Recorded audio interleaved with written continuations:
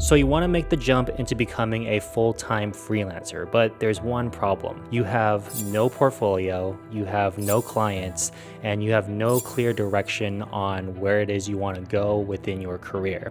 So in this episode today, I'm going to be talking to you guys about my own personal experience, the different levels that you're going to be facing throughout your career and through your videography journey as you progress and grow as a creative. The whole goal of sharing these things is how exactly are you going to get to each level, and how do you know exactly when you've leveled up to the next one. So be sure to sit back, relax, and enjoy this episode because I'm going to be unpacking a lot of value.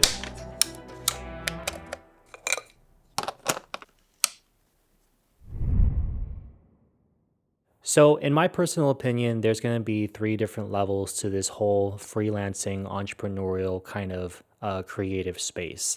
And basically, when you first start off as a freelancer, you are going to be starting off at level one, obviously. So, that level would be like a no work and free or very cheap clients kind of stage. You don't have a portfolio, you don't have a network, you may have a camera, you may not have a camera. And from this stage, you're really just trying to figure out where exactly it is that you need to go.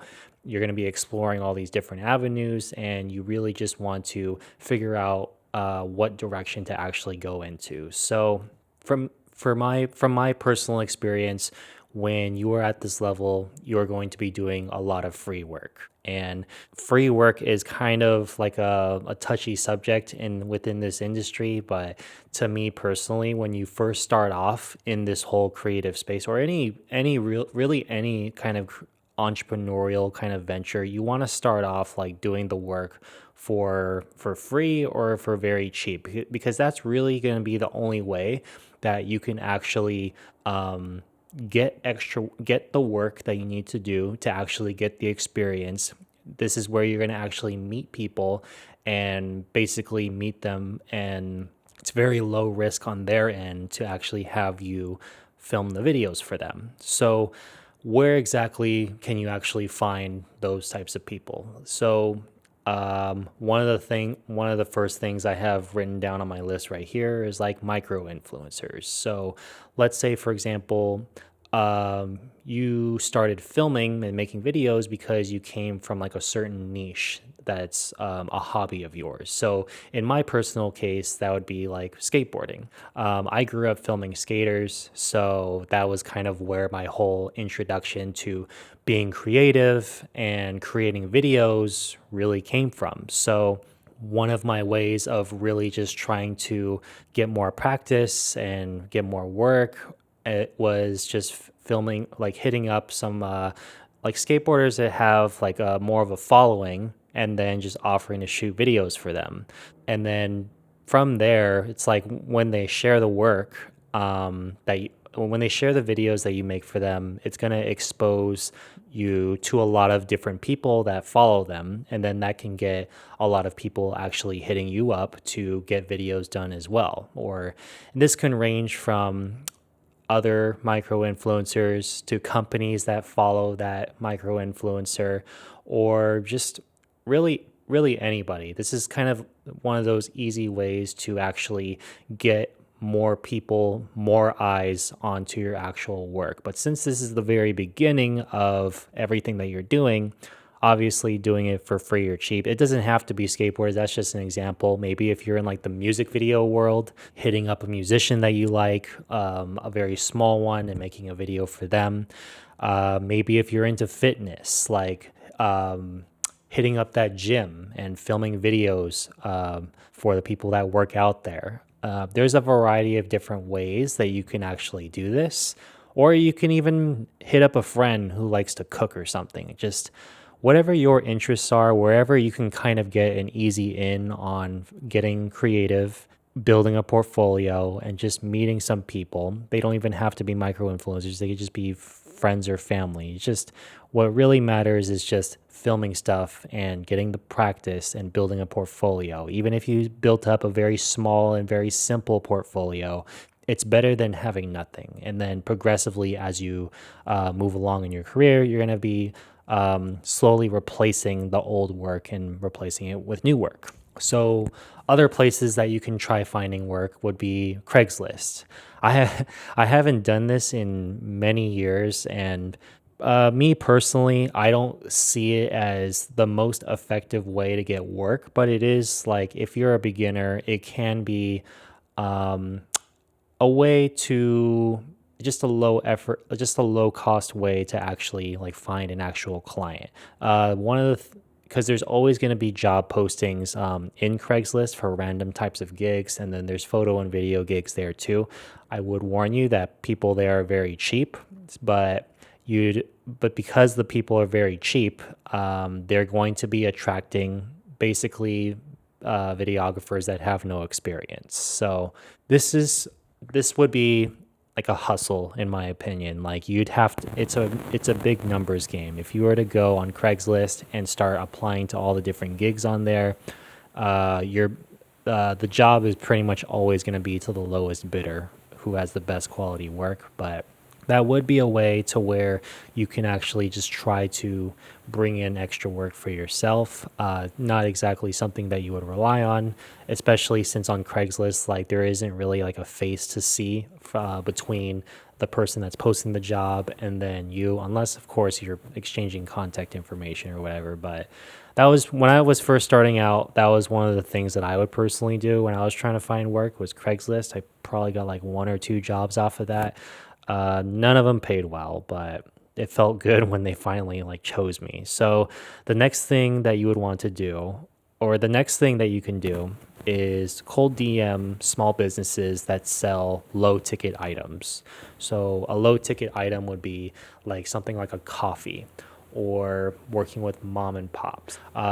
Services that maybe service based businesses that aren't exactly like marketing savvy. So more like handyman type of people. They're usually a little bit more fix it type people, more so than creative people. So people like that would benefit a lot. And then they would also be, at least from my experience, a lot more open to working with somebody who's new and wants to build their portfolio. So basically, when you cold outreach to these people and you offer them something for free or extremely cheap because of you being new and wanting to build your portfolio, they're going to be a lot more open to it because in reality, a lot of these businesses, they can't always afford video services because one of the things that I've kind of noticed when you're selling a video service is obviously we want to sell high ticket, but a lot of these stores or small businesses that sell low ticket items like a cup of coffee, for example,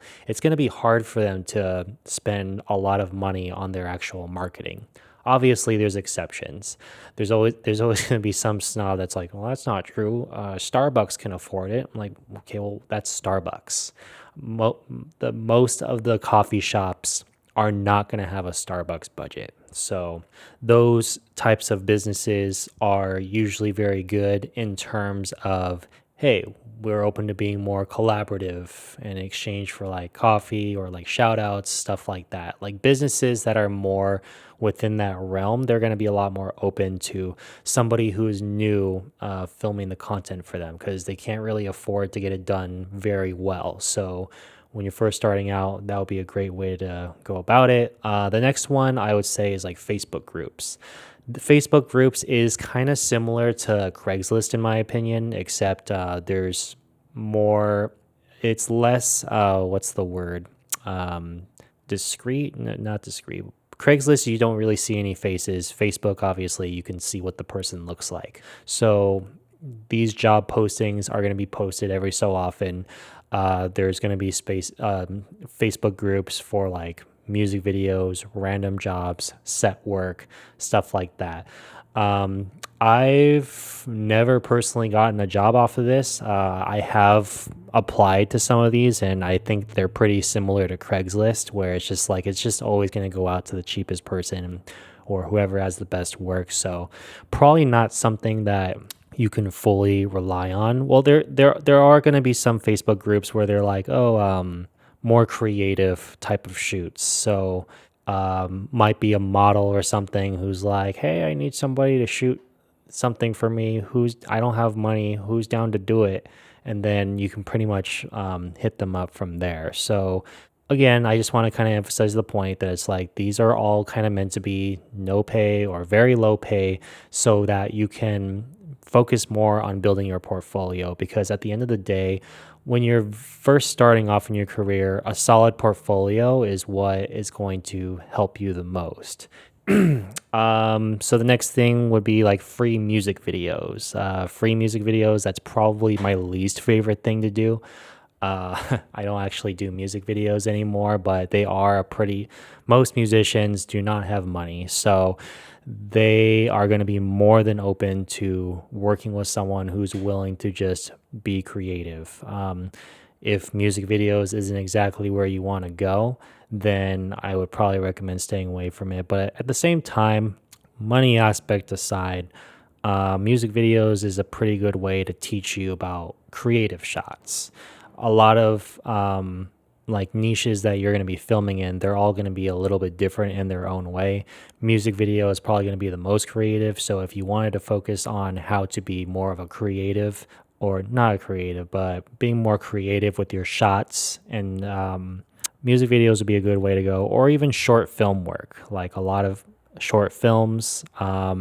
Maybe not as creative as a music video, but it definitely helps with kind of understanding like that creative element of doing video work. So that kind of so the next thing that I wanted to go over that you can do to be building up your portfolio is doing events. So if you hit up a family member or a friend, there's always going to be birthdays, there's always going to be weddings where they don't want to hire a videographer, but they're open to hiring a free one.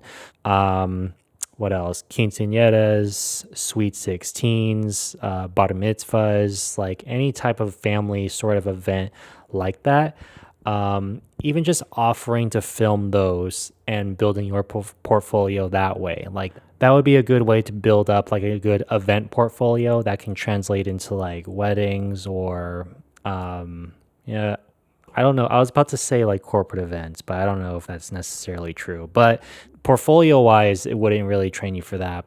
But just the skills of like being fast and making sure you film everything in a timely manner, be on time with the schedule, it can kind of train you for that. So, and especially too, if you're filming family stuff, they're more than likely gonna be a little bit more supportive. They'll be like, hey, so and so is getting married. Maybe you can film their wedding. You go film the wedding, and there's bound to be somebody there who knows somebody who's going to get married soon. So if you wanted to go down a wedding route, like that could even be something that I think would be effective too. The next thing I was going to talk about is working as a production assistant on a film set. So if you were interested in doing sort of like movie work, or getting in the future, getting into commercial work, like anything that kind of involves being on a set, working as a production assistant or a PA would probably be the easiest way to get in, and pretty low risk on the producer's end to bring you in and basically just see how you work. When I was first starting out, I was personally just PAing on a variety of film sets, and I was able to see a lot about how a film set works, how the like the politics of it works, how everything flows, and I was able to really apply all of that into doing my own thing, and then kind of taking what I learned from there, and then in terms of what was good, what could have been done better, and applying it to my own client work, or even when I'm on film sets where I'm putting it together. I was able to take all that experience over there, and then not even just that. Like when I was PAing on sets, and I would always pretty much hang out like with the camera department people, primarily the DP, and I would help with whatever they needed, carrying the tripod, carrying the lens, such and such. And then from there, like I would just absorb everything that they were doing in terms of how to be a DP. And then I would basically apply that to when I'm doing my own shoots. And then also what happened too is I would tell them, oh, I want to be like a DP, or I want to be a shooter in the future. It doesn't have to be a DP. It could be pretty much anyone that's on the camera. You could tell them, hey, I'm really open to learning. Like I'd be happy to be a free assistant for you. So just so I can learn everything. And then not everyone is going to take you up on that, but then there will be people, usually the more busy ones, where they are going to take you up on that and they're going to bring you on all to the shoots. And then they can kind of train you in their own specific way that kind of suits their needs. And then from there, they may even trust you to go shoot some stuff for them, or at the very least be like a B cam for their shoots. So the last one I would personally focus on when you're trying to build your portfolio when you're first starting out is doing spec work or even just passion projects. And what spec work is just kind of like a passion project. Like you're just creating a video that doesn't have a client attached to it. You are 100% in charge of the creative aspect of it. You're shooting it, you're producing it. That's all your work. And that can be a variety of different things. I was personally doing like spec commercials and some spec like documentary work because that was more along the lines of where I kind of wanted to go. I wasn't necessarily focusing on that kind of work when I was first starting out because I was pretty much just doing it to, I don't know, whatever creative idea kind of came to my mind, I would do that, which is good in terms of just practicing your craft and practicing how to shoot in the light and to operate things on your own. Looking back on it now, if you were to do some sort of creative work, I think it makes the most sense to kind of cater it to what your goals kind of are. So if you wanted to do like a wedding video, wanted to do wedding videos, doing a wedding spec, commercial work, commercial spec, and that it's really work that is going to be 100% your creativity, and it doesn't have anyone kind of breathing down your neck. Because if you're doing all of the previous methods that I was just talking about, you're going to be collabing with someone to some sort of extent, whether they be like a free client or more of a collab. There's just going to be someone involved with it, where spec work is most likely just going to be you involved with it. Or not you involved with it, but your final say for 100% of the project. So I know I listed a lot of things. So to go over it again really quick, offer free work to build your portfolio. This can be for micro influencers. You can go on Craigslist. You can DM small businesses. You could be on Facebook groups, free music videos, free events, working as a production assistant on set, or doing spec work. So what is the best approach based on your goals? So for me personally, when you first start off as a freelancer, you're probably not sure exactly what you want to be doing. You don't know if you're going to be doing commercial work, short films, events, whatever. Like there's a variety of different ways that you can go about this. So in terms of the best approach based on your goals, I would say it's okay to be very broad in the beginning, because every single one of these types of gigs, it will help you get a progressively more steady flow of work. And then as you're working with a variety of different people, doing a variety of different niches or topics, or in terms of what you're shooting, it's going to really refine you in terms of your style. That being like a short film is going to be a lot different than a wedding.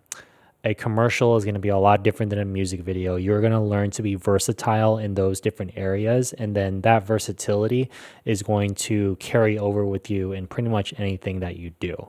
So in this very stage of your career, definitely be a little bit more broad, because just having that experience of knowing how to work in different environments and then bringing like the best things that you get from a certain environment and bringing it over here, and just knowing how to work in different scenarios, it's just going to make you a much more effective creative. So you start doing these things, and how do you know when you're good enough to actually start charging?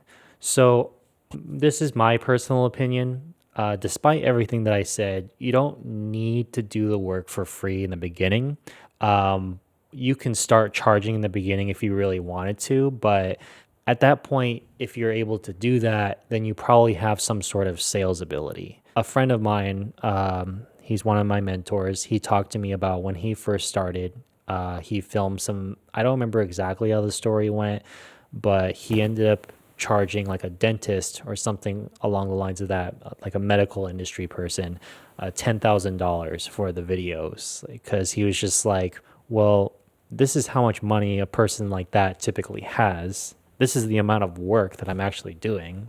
He probably has the money, so he ended up doing it and he ended up getting the job. But he also had a sales ability to where it's like, as long as you know how to talk to the client and kind of walk them through that process of kind of convincing them like, hey, this is the money that you should be putting into it, then that's something that you can do and you can kind of not, you don't have to necessarily do the free work, but we're creative people. Like most of us do not have a sales ability. Most of us are more creative. We like to, like a lot of people, they just think sales is kind of icky, which I totally get.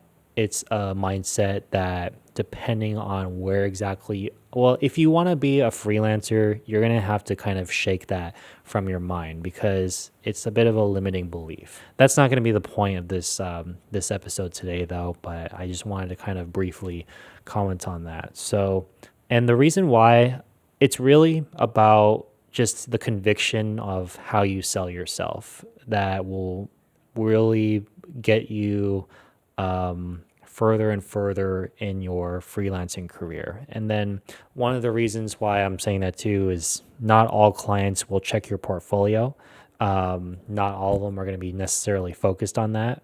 It's kind of weird to me that some people don't check it, but that's just how it is. There's always going to be people that don't check it. And then how you present yourself can speak volumes compared to your work. So, what I mean here is you can definitely get away with not having a good portfolio, but you don't want to be that exception where it's just like, I'm only going to try to just talk really good to everybody and then get the work. Like, no, you need a portfolio. But at the same time, it's not going to be this thing where it's just like, oh, my portfolio needs to be perfect in order to get the work.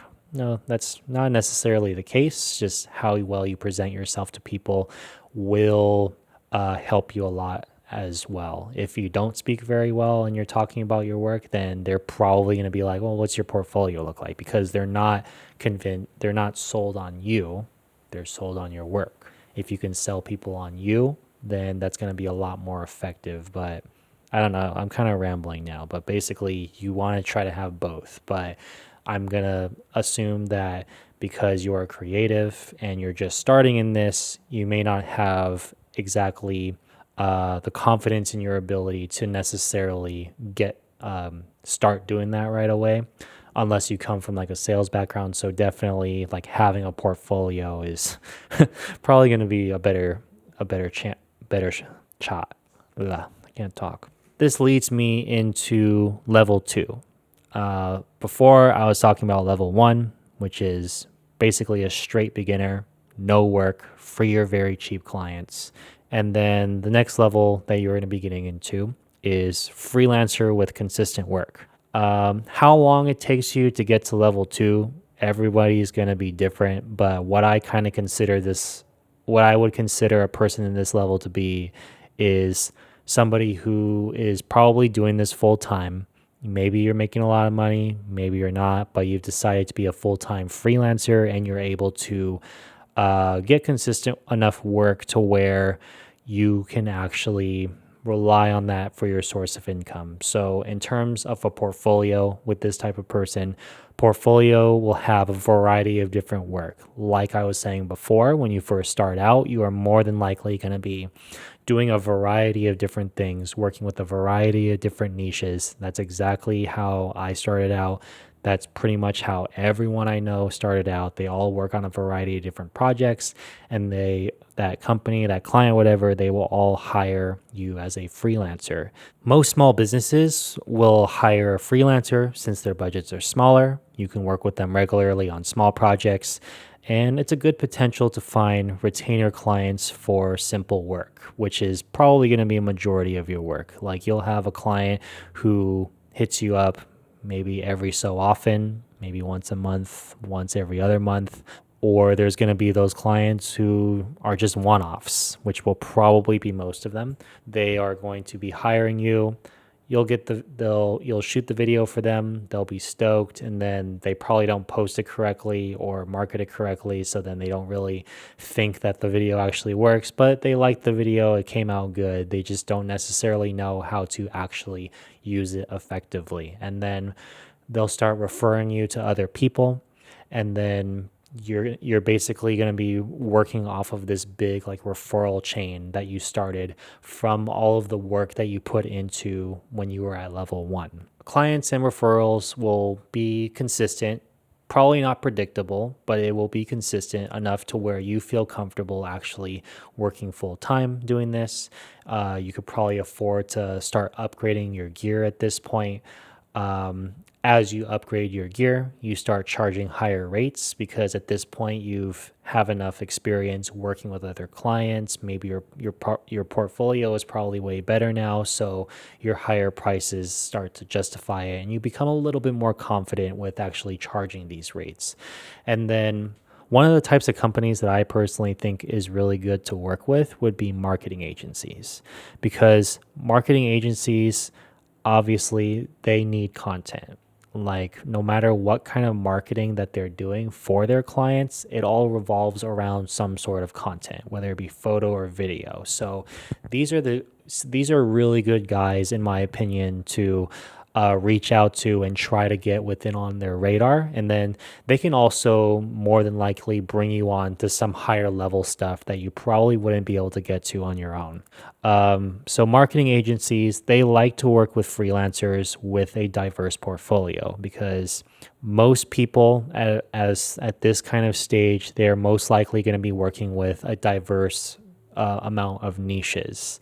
It's not really until the higher levels where it's way more niche down. So, but it benefits you if you have a diverse portfolio. You have a variety of experiences working with these different types of industries and different types of environments. So marketing agencies will definitely like that, and it will help make you a lot more valuable to them, like with all of their clients. So anytime they get a client, on they can sell them on content as well, whether they do social media or advertising, whatever. They're always going to need a content creator to help them with that content. If the marketing company doesn't do it themselves, they are going to outsource it to a freelancer or an agency, and that's pretty much where you would come in to fill in those roles. So what are some of the pros and cons of being at this level 2? So pros, you're going to be more in control of your schedule. As a freelancer, jobs are always going to be coming on an as needed basis. So you have the freedom to be as busy or as unbusy as you would like to be, which is why a lot of people actually really like freelancing. You have a lot more control over your schedule. You have a lot more You'll eventually get to the point where you have a little bit more freedom on what you say yes or no to based off of how well it pays, or if you're too busy, whatever. It feels a little bit more freeing, like once you start getting to this stage. You can work on a variety of different projects. It will teach you how to adapt to different shooting styles, like working on film sets, filming testimonial videos, doing event videography. For me personally, working on film sets, doing event videography, doing testimonials, it all really sharpened my ability to do documentary filmmaking. So that's why I kind of say, like, when you first start out, it's good to be working on a variety of different things, because all of the things that you learn from working within those different environments and niches, it's all going to refine you in some sort of way that will benefit you in the future. So in my case, I've been doing some documentary work, even though I've only done 2 documentaries. I've produced 2 documentaries. One of them is not on the channel at the moment. The other one is. You can check that out if you wanted to. I was able to really put that together just because I had a lot of experience, like just working on like corporate videos, for example. I was piecing together testimonials. So I had to learn how to create a story with whatever that person actually said. Doing event video, I was able to really move around quickly while filming like documentary style like content. And then that's stuff that you can't necessarily redo. So being able to just move and just go with everything and do the best you can, that really helps. So working on these different things, it's really only going to help you in the long run. And working on a variety of projects will introduce you to more freelancers with different backgrounds. So I know a lot of people that do lighting, do sound, do video, produce, whatever. It's like when you work on all these different projects, you're going to meet all these different people from these different professions. And as you kind of grow as a freelancer and then you start to level up a little bit more, you're definitely going to want to utilize the people that are within your network with all of these different abilities, because it's going to really help you with leveling up your work and really getting to the next level. Cons. So when you're a freelancer doing a variety of different work with a variety of different niches, it's hard to scale from my experience. And there's only so much that you can do as a solopreneur. You're going to have a really short bandwidth if you're just working on all these different projects all the time.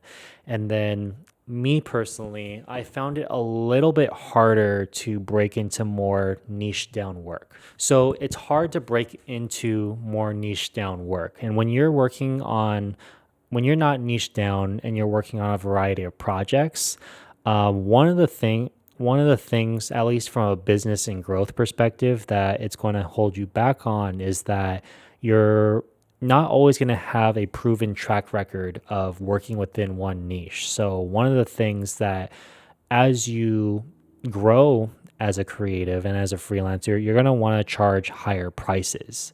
But then once you start charging higher prices, then you're going to have a little bit more to back up your work. It's no longer really going to be about how good are your videos. It's really going to be about, does this video bring me an ROI?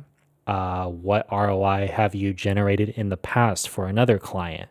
It's really going to be a lot more focused on the client being sold on you and how well you can take them from A to Z, and actually how much can you actually guarantee a result, which is obviously companies are paying for videos because they want to make more money. Once you start charging higher prices, it's going to become a little bit more about how sure or how high is the likelihood that you're going to get me to this point.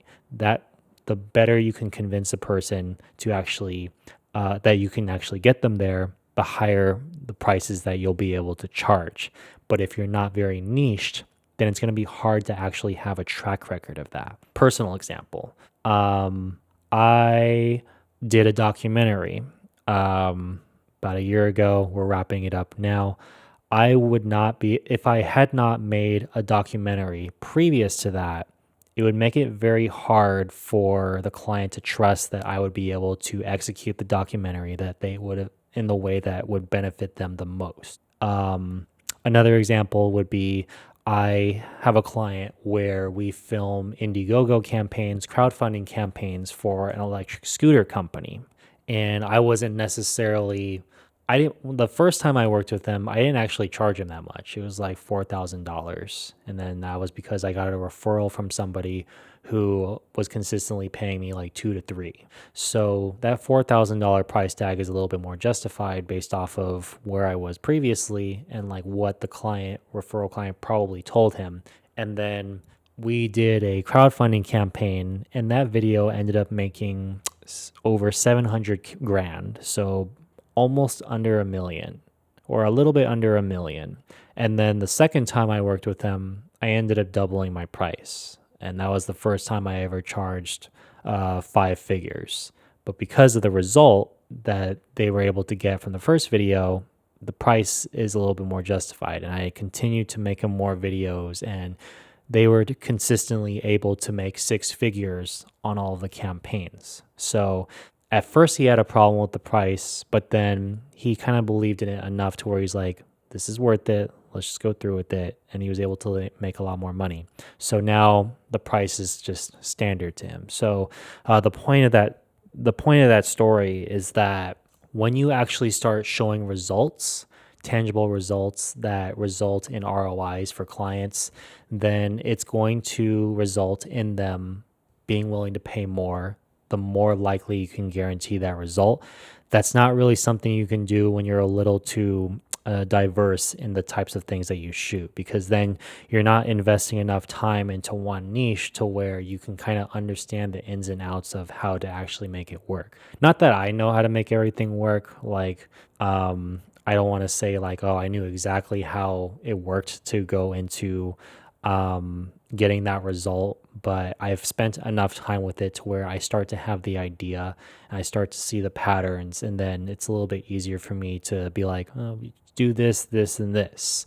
Am I going to be 100% correct? I'm not that invested into it, but I'm a lot more invested into how to actually make those videos perform better because of the amount of the fact that I've been doing that kind of content for the past like 5 years, just about. So, higher budget work is going to require a track record of some more niche specialization. So, in order to actually level up again, level up to level 3, as I would call it, um, you're going to need to focus on creating more niche specific work. When you do niche specific work, that can be, like I was saying, something that's a little bit more results focused, or even something that requires some more um, special effects or some more crazy visual effects. Stuff that just doesn't feel or look low budget. When you're working with low budget clients, you're going to be filming things that aren't necessarily exciting. If you want to get to that next level, you got to be producing work that the next level clients want. And then that's where spec work, the passion projects comes in again.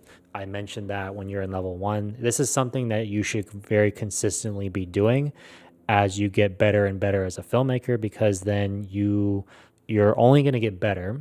You're going to get more creative. You're going to have more resources. You're going to have more people to help pull it off. Level up your work.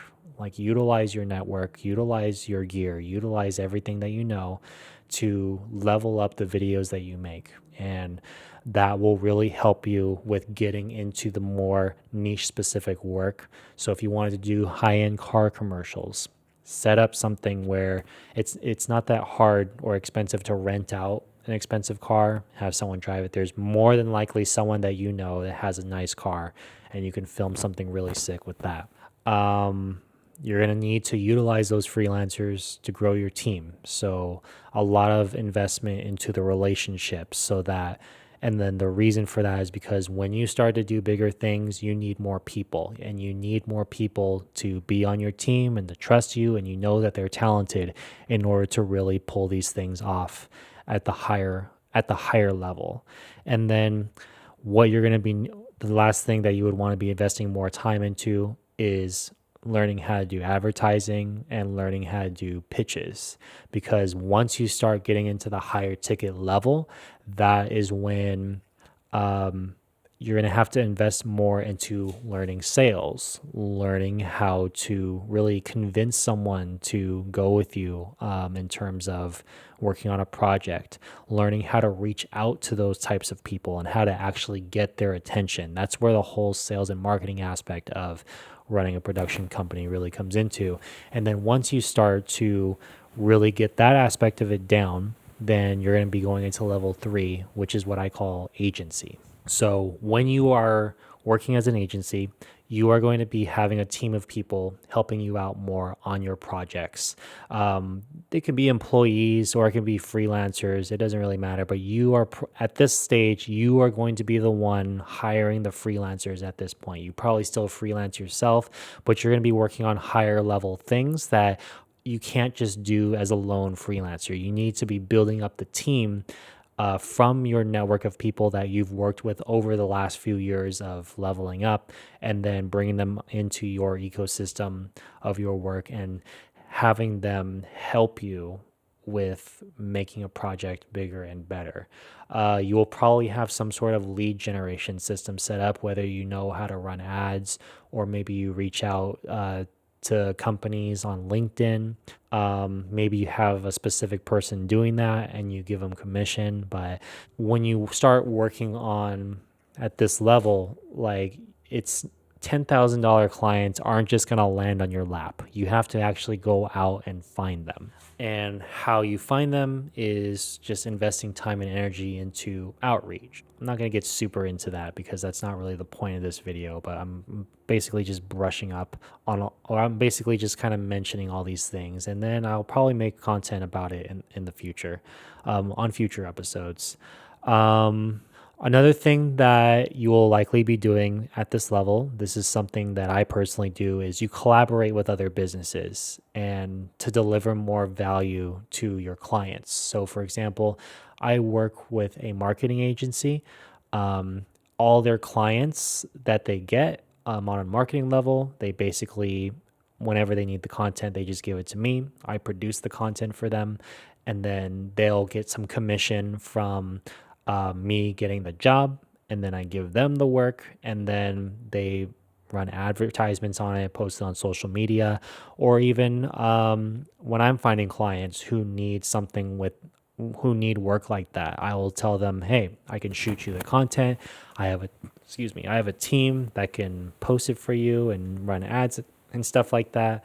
They'll just sweeten the deal. There's a web designer guy that I know who it's a website. So they need content on the website. So he'll give me the work and be like, all right, go through Scott to get the content made. This is what we'll do. This is how much it costs. And then we'll put it on the website and yada, yada. Then he gets a commission from when I get the job. So just utilizing the people more, utilizing people that you know to make better offers to all of your leads and to get better clients. And then just this will help you with raising your prices. So the work is going to start being more results focused, like I was mentioning before, as opposed to just pretty videos. When you're a freelancer in the very beginning, most people are not exactly, obviously they want the result, but in their mind, they're hiring a freelancer to just execute on the video. They're more fixated on what the result is, and then they use the video to try to execute on it. How well it does will depend on how well they actually know how to execute that. But then that's why a lot of one-off jobs happen. Clients don't know how to post it or distribute it properly, so they end up shooting it and not really doing much with it. So when you're more of an agency, you're going to be taking a little bit more of that responsibility off of their plate and putting it onto yours. That's where a higher price comes from. And then being able to back up your claims on how well you can actually do it is what's going to help you in terms of raising your prices, which will typically come from something more niche, because you can't possibly have great results for every single niche without a lot of resources, at least. So some different things that I've personally learned from this stage is that in order to make this work, being more niche will help simplify things. And that's a problem that I ran into last year. I was working with too many different niches. I learned how to close them better and get higher prices, but I just couldn't get consistent results for any of them because I had to relearn a new industry. I had to relearn how it all works. And it's very hard to get results for people when you have to learn their industry from scratch. If I had focused more on something that I was a little bit more familiar with, like, for example, the electric scooters, or maybe even like podcasting, it would have been a little bit easier for me to get consistent results. Or even if I just chose a niche and just stuck with that and then just try to focus on how to actually make that work, that would make things a lot easier, because I went from doing like a esthetician to beauty products to bidets, the toilets that spray your ass, a restaurant. And then these are too many different things that I would have to learn, and there's just no way I can actually be effective and efficient at it in such a short span of time. The next thing I learned is you need to develop a system for everything in order to keep things orderly, because when you're doing things that aren't very niche, you're not doing like packages or whatever, things can get very disorderly very quickly. And that's another thing that I thought would have been important to do is like creating a package, something that's recreatable for every client. That way it's a little bit easier to create a system on. When you're doing custom work for people, it changes up the process ever so slightly, but enough to where it's just like it can become a headache. And then if you're building a team and you can't specifically train them on how to deliver on that sort of package because everything keeps changing, then it's just going to be harder. It's just going to get things very messy. So, focusing more on repeatable retainer type of work, like what's easily repeatable, so you don't always have to be doing it yourself, and you can train people to do it, and there's systems and processes of how they can do it, and it will just streamline things better. And then two, what would a client actually need on a long-term basis? Because not every business is really going to need very consistent content. Sometimes they're just not going to have the need for it. And there's clients who will need super consistent content, like coaches, for example. They need super consistent content. I can't really think of a niche off the top of my head that wouldn't necessarily need regular content, but or at the very least, clients that will actually see the value in it would probably be a better way to word it. You want to find clients who will see the value in having it done regularly.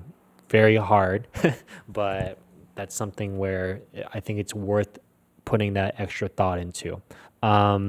Investing more into software in freelancers. You're going to be, at this stage, you're going to be investing into software that helps you stay more organized, makes the client process a little bit easier, the communication process a little bit easier, and then you're going to be hiring freelancers more often because some of the work is going to be either too much or too many moving pieces to where you're going to be able to do it yourself. So hiring freelancers is really going to help you with moving along quickly.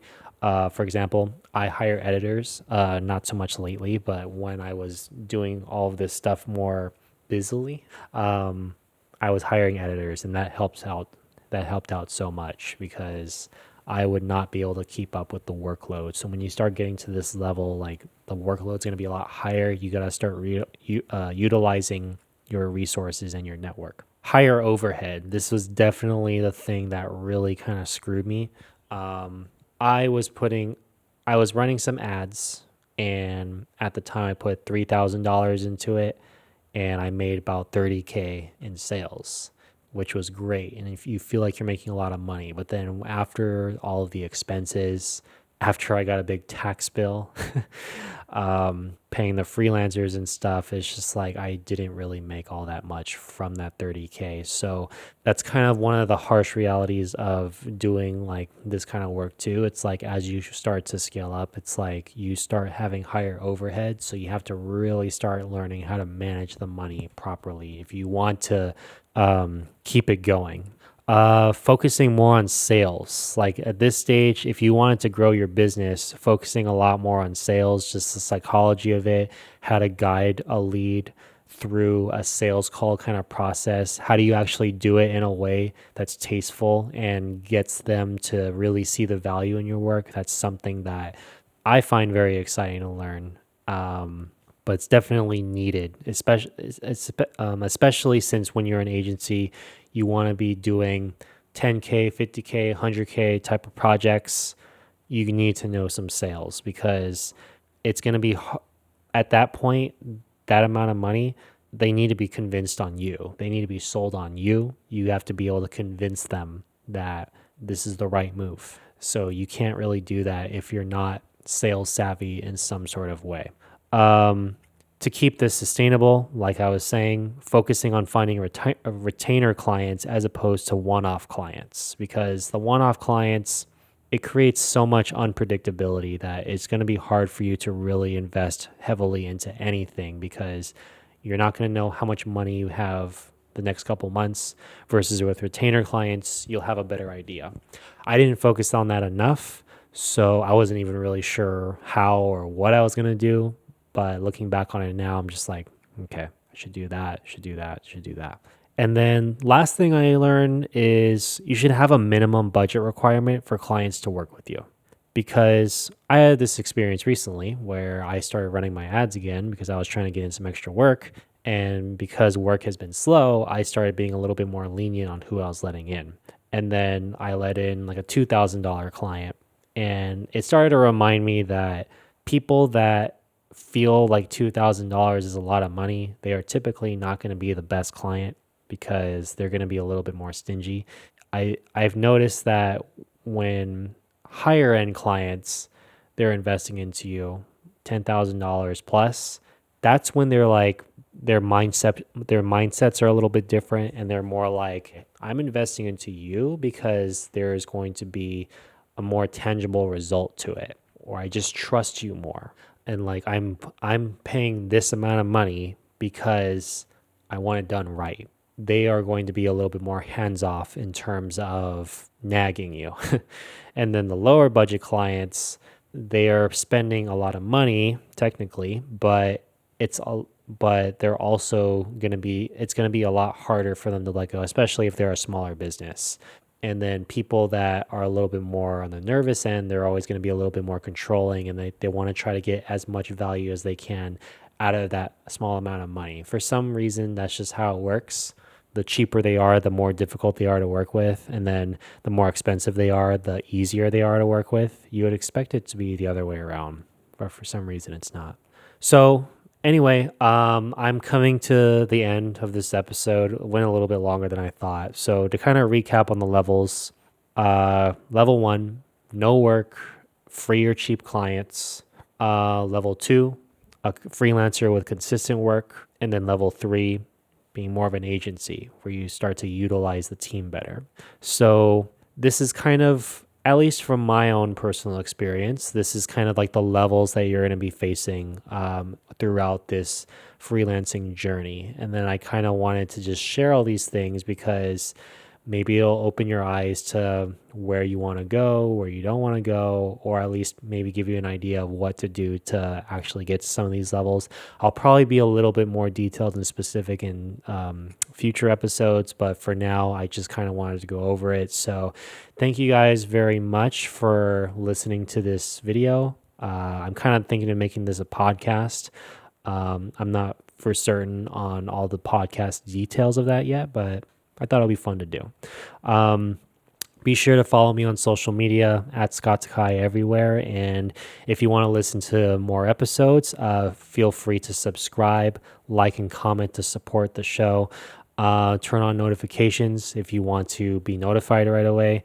And super appreciate you guys taking the time to listen to this. And yeah, see you later.